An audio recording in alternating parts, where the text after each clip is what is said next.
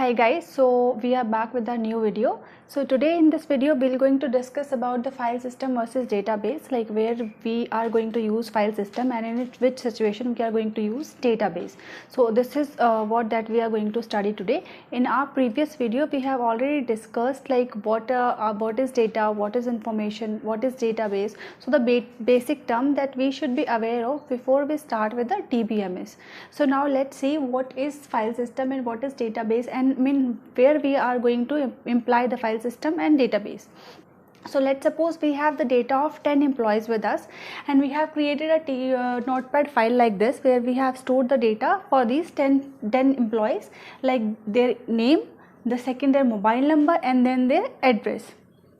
So let's suppose we have stored this data. So why we are storing the data, as we have already discussed about it, we store the data so that we can access it whenever we require it, right?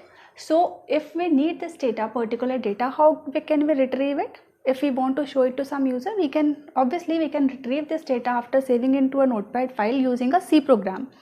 So using a C program, but there are some limitations. What we need to know, there are multiple attributes that we should be aware of before accessing this file using C program. So what are those attributes? We should be aware, like the file location, where the file is saved, right? In which drive it is saved. Secondly, if we are storing this particular notepad file on a system which is connected to some network, then we should be aware of the network location as well, because there are multiple networks, right? So that is the second thing that we need. The third thing that we need is, most importantly, the file name. Obviously without the file name we won't be able to get the file, right? We should be telling our C program that what is the file name that it actually has to fetch, right? So these are the three things that we need to know. So it seems a bit tricky if a person don't know C language, or they are not able to, they don't know, right? After knowing all these things, you should be aware of some file formatting as well, because this is a file, you need to format this file, you need to read this file, then you need to show the data of this file in some format. So the file formatting you also need to know. So this seems a bit tricky, so the access issue is there, right?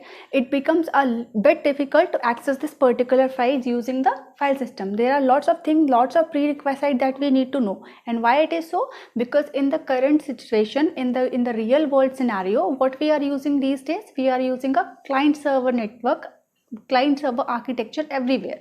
So what client server architecture says, that this is the server, we have the server and we have stored the information here on the server, and everywhere, like these are the clients which are accessing this particular information or the information saved on the server from all around the world, right? And also they are not aware of all these things, like the location of the file.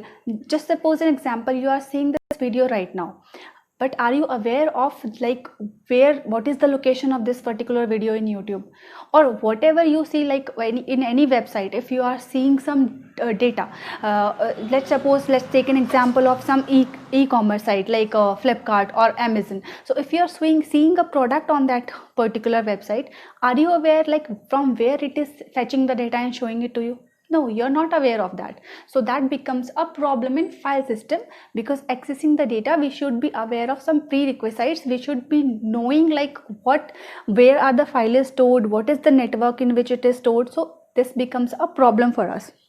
So the first problem that we have in file system, that is accessing problem.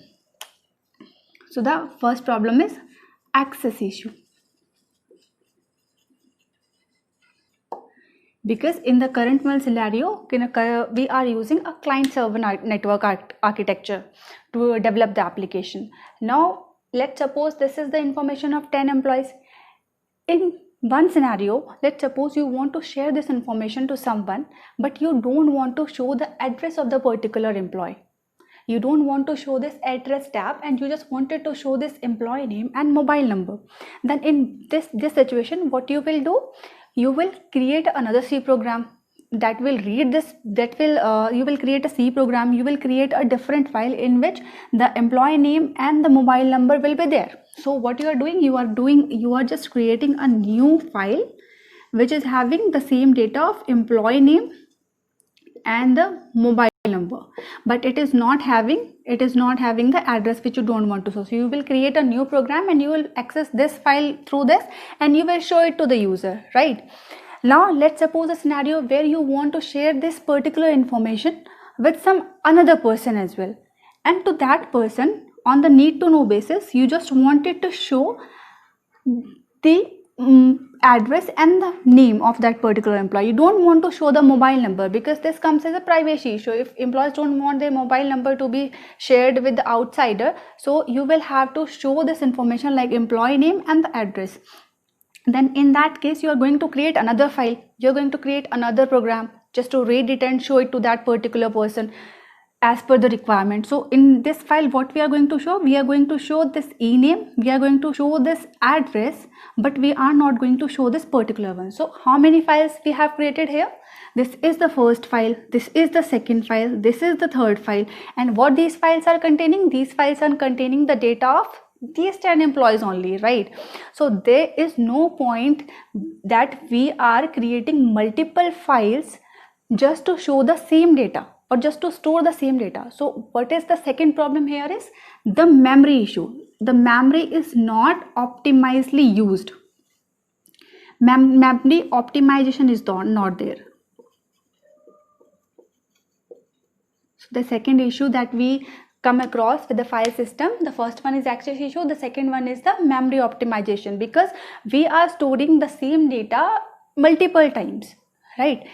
There is one problem also, like the data will be redundant, there will be a duplicate data. So the data duplicates. Why duplicate data is there? Because this employee name is here present in this file as well, the employee name is present in this file as well, the employee name is present in the third file as well. So it is not only just taking the memory, but it is also a problem of redundant data. There are lots of data which is we are using multiple times, we are using duplicate data. So there's third problem that we encountered, that is the third problem that we have seen here is the redundant data.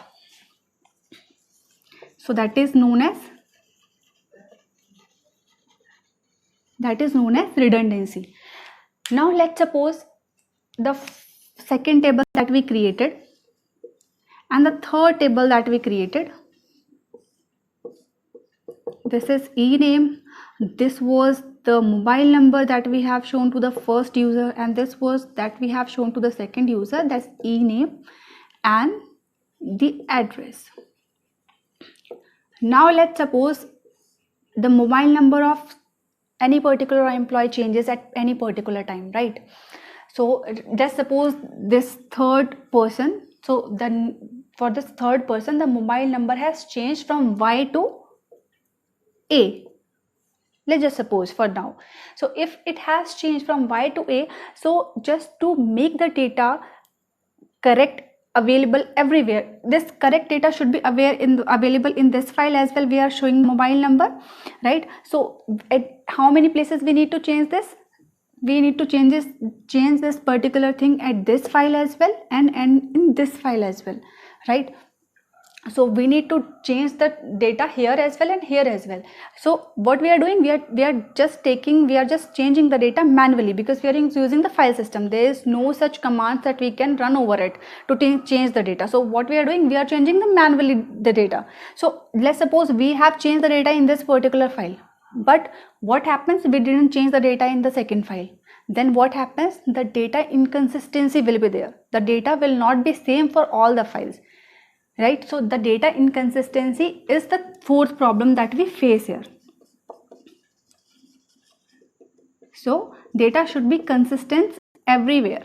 So inconsistency is the fourth problem that we are facing here in this file system. So all these are the problems that we are facing. So how to overcome these situations? Let's suppose what is happening here is we are the user, and what we are doing, we are directly interacting with this particular database. This is the database because we have stored some information in this, we have stored some data in this, right? So we are directly interacting with the database here. In the file system, in FS, we are directly interacting. But the same thing, what will happen when we use the database? What will happen in database, in DBMS, when we use the database, so this particular user will not directly interact with the database. It will interact with the DBMS, and the DBMS in turns interact with the database. We have already discussed like what is DBMS. It is a set of program or set of softwares that we use to manage the data. How we are managing the data in the database? We are managing the data by performing multiple transactions over it. Like we are doing insertions, we are doing deletion, we are doing updation. We have also discussed about the CRUD operation in our previous video, so you can check it out there. So this is the second thing. So here what the user is not responsible for handling the data in when we use database, right? So who is responsible for handling the database? The DBMS part is responsible for handling the database. So why we are using this particular thing? These are the drawbacks when we use file system, and all these drawbacks will be replaced when we used database. So we use database whenever we have a lot of data. If we suppose if we are going to save this 10 number of employees into database, so do you think that will be an optimized way to using the database? No. In which scenarios we use database? We use database in the scenario where we have a lot of data, where we have a huge amount of data. In that case, using database will be efficient, because in database the DBMS will be interacting with the database part. So this DBMS, we have some set of instructions, we have some set of languages that we can perform, that instructions we can perform, and we can extract the data from database. So it will not be wrong if we say that this DBMS plus database is equals to database system. So what it is? This complete package of the set of programs or set of software, when this combines with the database, so it becomes a database system. This entirely known as the collection of database, and the collection of database with DBMS is the entire database system. That entire database system we are using right in current scenario in almost all the fields, or in almost all the applications we are using the database system. Obviously, this particular data DBMS will not be able to handle all kind of data, right? This database is managing the data, right? We have lot of data, and the data also there are it has been characterized in multiple formats. Like we have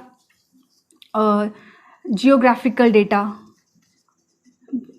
okay, we have graphical data, okay, which is we can say which we can represent in the form of graphs. So we have geographical data, we have graphical data, we have the traditional data like the numbers, the integers. So that kind of data we have numerical data as well. So there are multiple types of data that we have. So according to that, we need to find out like which DBMS we are going to use as per the data that we are dealing with.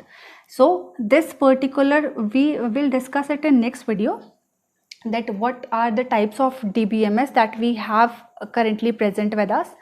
So next term that comes here is, okay, that next term that comes here is